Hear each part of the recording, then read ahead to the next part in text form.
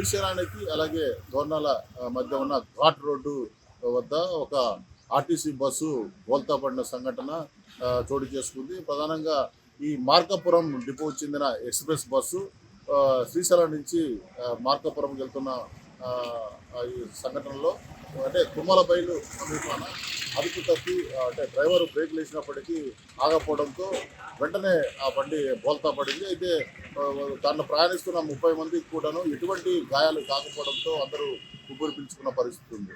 దాంతోపాటు వెంటనే వెనకనే ఉన్న ఒక ఇందిరా ఏసీ బస్సుకు సంబంధించి విజయవాడ డిపోకు సంబంధించి శ్రీశైలం నుంచి విజయవాడకి వెళ్తున్న క్రమంలో ఆ బస్సు వెనకనే మరొకసారి ఆ రైలింగ్ను వేగంగా గుద్దడంతో వెంటనే పక్కనే ఆగిపోవడంతో ఘోర ప్రమాదం అయితే తప్పిందని అనుకోవచ్చు. దాంట్లో ప్రయాణిస్తున్న 30 మంది కూడా క్షేమంగా ఉన్నారు. ఏదేమైనప్పటికీ ఇటీవల కాలంలో పెద్ద ఎత్తున ఈ యొక్క ప్రమాదాలు అయితే చోటు చేసుకుంటున్నాయి.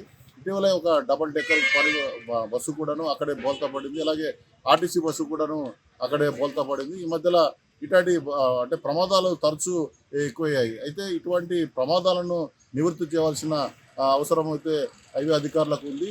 ప్రధానంగా ఆ ప్రాంతంలో అయితే స్పీడ్ బ్రేకర్లను వేయడం మంచిదని కూడా ప్రయాణికులు కోరుతున్నారు. పలుసార్లు హెచ్చరించినప్పటికీ విజ్ఞప్తి చేసుకున్నప్పటికీ కూడాను ఈ యొక్క అంటే హైవే అధికారులు అయితే దీన్ని పట్టించుకోని పరిస్థితి ఉందని ప్రయాణికులు తెలుపుతున్నారు. ఇటీవల శ్రీశైలము అలాగే ఈ యొక్క కర్నూలు విజయవాడకి వెళ్ళవలసిన ఈ ఘాట్ రోడ్డు మెయిన్ రోడ్డు అదే ఉండడంతో ఇటీవల వాహనాలు ఎక్కువ శాతం ప్రయాణిస్తున్నాయి.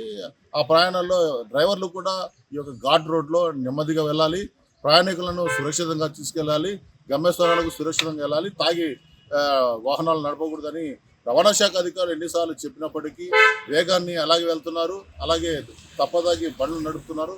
దీనివలన వారి మూల్యాన్ని అయితే చెల్లించుకున్న పరిస్థితి ఉంది. ఏదైనప్పటికీ వాహనాలను నడిపే వాహనదారులు మాత్రం ఏ బస్సు అయినా కావచ్చు, ఏ వాహనం అయినా కావచ్చు, జాగ్రత్తగా నడిపి సురక్షితంగా క్షేమంగా గ్రామాలకు చేరాలని కూడాను ఈ యొక్క ఆర్టీసీ అధికారులు కావచ్చు, రవాణా శాఖ అధికారులు చెప్పిన పరిస్థితి అయితే నెలకొంది. ఏదైనప్పటికీ ఈ ప్రమాదం నుంచి అయితే ఎవరికి గాయాల పాలు కాకపోవడంతో అందరైతే ఊపిరి పీల్చుకున్న పరిస్థితి ఉంది.